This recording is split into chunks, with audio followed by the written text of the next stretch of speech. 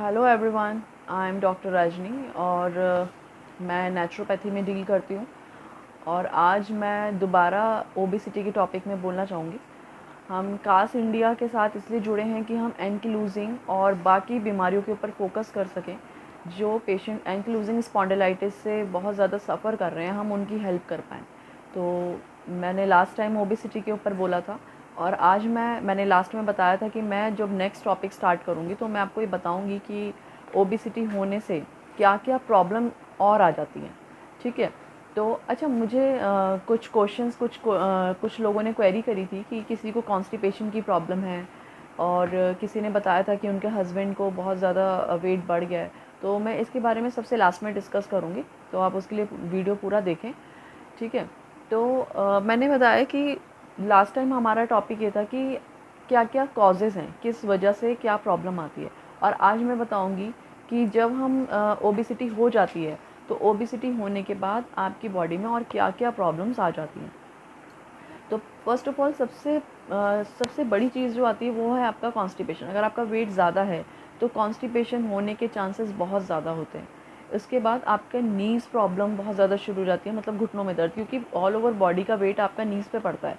तो उसकी वजह से नीज़ प्रॉब्लम भी शुरू हो जाती हैं। आपके एंकल में पेन होना, मतलब नीचे जो एंकल होते हैं, एंकल्स वाला एरिया जो होता है, एड़ी जिसे हम कहते हैं, वहाँ पे स्वेलिंग आना या पेन होना, ये प्रॉब्लम भी आपकी बहुत बढ़ जाती है। इसके अलावा बीपी हाई होना, कोलेस्ट्रॉल बहुत बढ़ जाना। अच्छा, बीएमआई, ओबेसिटी कैसे पता चलेगा कि ओबेसिटी है? तो इसमें बेसिकली नॉर्मल एक टेस्ट होता है जिसको हम बीएमआई बोलते हैं। बीएमआई अगर आपका 25 या अबव 25 है तो इसका मतलब है कि आपको ओबेसिटी की प्रॉब्लम है। हमें कैसे पता चलेगा कि हमें ओबेसिटी है? तो इसमें एक टेस्ट होता है, बीएमआई टेस्ट। अगर आपका बीएमआई 25 या 25 से अबव है तो इसका मतलब है कि आपको ओबेसिटी की प्रॉब्लम है। तो मैंने बताया, एक तो आपको प्रॉब्लम होती है बीपी हाई होने की, कोलेस्ट्रॉल होने की, नीज पेन, एंकिलोजिंग स्पॉन्डिलाइटिस के भी बहुत ज़्यादा चांसेस बढ़ जाते हैं। इसमें कमर बैंड होने लगती है, आपकी पूरी कमर में दर्द रहता है, मतलब वेट बढ़ने की वजह से आपकी लोअर बैक में बहुत ज़्यादा पेन आ सकता है, क्योंकि आपका ये नीचे वाला जो लोअर एरिया है उसमें अगर वेट आपका काफ़ी बढ़ा हुआ है तो उसमें आपकी नस दबने के भी चांसेस बहुत बढ़ जाते हैं। तो ये सारी प्रॉब्लम्स हैं जो हमारी ओबेसिटी में इसके साथ साथ आती है। तो इसमें मैंने जब आपको लास्ट टाइम बताया था कि आपको डाइट कैसे कंट्रोल करनी है, डाइट में क्या क्या चीज़ें फॉलो करनी है, तो मैंने इसमें ये चीज़ बताई थी कि आपको ज़ीरो जो कैलोरीज़ हैं उस पे फोकस करना है। मतलब इसका मतलब है कि पानी बहुत ज़्यादा पीना है। देन 20 वाले पे जाना है कि आपको फ्रूट्स बहुत ज़्यादा लेने हैं। मतलब आपको जब पेट भरना है तो आप कोशिश करें कि आप इन्हीं चीज़ों से पेट भरें। ठीक है। और सूप ज़्यादा लेना है, वेजिटेबल्स ज़्यादा लेने हैं, अनाज कम लेना है। अगर आप अपना वज़न कम करना चाहते हैं तो मैं ये नहीं बोलूँगी आप अपना डाइट चार्ट जगह जगह बनवाएं, क्योंकि आप डाइट चार्ट जब भी बनवाएंगे तो आप उसको 25 डेज़, महीने, 2 महीने, 3 महीने फॉलो कर लेंगे, लेकिन आफ्टर 3 मंथ्स आप बोर हो जाएंगे क्योंकि आपकी डाइट आप स्ट्रिक्ट नहीं कर सकते। तो इज़ बेटर कि आप अपनी डाइट से ही अपनी चीज़ें चूज़ करें। ठीक है। तो आपको ज़ीरो कैलोरीज़ वाला फूड, 20, 50 और आपको इसी में से लेना है। तो अगर आप 3 मंथ्स इस चीज़ को फॉलो करते हैं तो आप देखेंगे आपके अंदर ऑलरेडी बहुत ज़्यादा चेंज आ जाएगा। अगर आपको कोई ये कह रहा है कि आप एक्सरसाइज नहीं करेंगे और वेट कंट्रोल हो जाएगा, तो ये पॉसिबल नहीं है। थोड़ी बहुत एक्सरसाइज ज़रूर करनी पड़ेगी, जिसमें मैंने बताया था कि आपको पवन मुक्त आसन ज़रूर करना है, जो आपके लोअर बैली वाला जो वेट होता है उसको कम करेगा। साथ में आपको धनुरासन, जिसे हम बो पोज भी कहते हैं, वो आपके थाइस वाला एरिया और जो आपका हिप वाला एरिया उसका वेट कम करेगा। तो आप ये नेट पे सर्च भी कर सकते हैं कि धनुरासन कौन सा होता है और पवन मुक्त आसन कौन सा होता है। यहाँ हम वीडियोज़ में आपको शो करेंगे। ठीक है। ठीक है, तो हमें इस चीज़ पे बहुत ज़्यादा ध्यान देना है। अच्छा, नेक्स्ट ये था कि उनका क्वेश्चन था एक पेशेंट का कि मेरे हस्बैंड का बहुत ज़्यादा वेट बढ़ गया है। तो मैंने उनसे बेसिकली, देखिए, अगर वेट बढ़ गया है तो वेट बढ़ने के पीछे बहुत सारे कॉजेज़ हैं। मेन कॉज़ है आपका लाइफ़स्टाइल। अगर आपका लाइफ़स्टाइल डिस्टर्ब है, आप खाना खा रहे हो, बैठ रहे हो, आपका वर्किंग सिस्टम जो है कि अगर आपका सिटिंग वर्क ही ज़्यादा है तो ऑब्वियसली आपका वेट बढ़ेगा। मतलब नॉर्मली जो लाइफ रूटीन होता है वो क्या होता है, आप सुबह उठे, उठने के बाद आपने न्यूज़पेपर पढ़ा, आपने बेड टी भी लेनी होती है, उसके बाद आपने ब्रश करने के लिए उठे हैं, नहाने के लिए उठे हैं, एंड देन आपने ब्रेकफास्ट करा और उसके बाद फिर आप अगेन ऑफिस चले गए।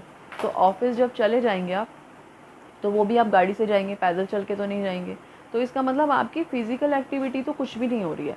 अब जब आप ऑफिस में काम कर रहे हैं, अगर आपका सिटिंग वर्क है तो आप कंटिन्यू बैठे रहेंगे, मुश्किल से बीच में 1-2 बार उठेंगे, अगेन आप कुछ खा रहे हैं और बैठे रह रहे हैं, ठीक है। उसके बाद जब आप वापस आएंगे तो आप ऐसा तो नहीं है कि पैदल चल के आएंगे, अगेन आप अपनी गाड़ी से, अपने किसी व्हीकल से आएंगे। तो आप ये देखिए कि आपकी पूरी फ़िज़िकल एक्टिविटी यहाँ पे कहाँ हो रही है।